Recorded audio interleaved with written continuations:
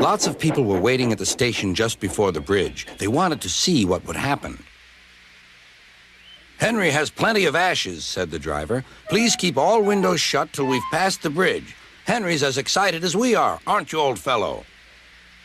Henry felt more stuffed up than excited. Soon they could see the boys, and they all had stones.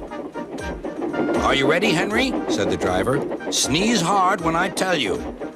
"Now," he said. Achoo!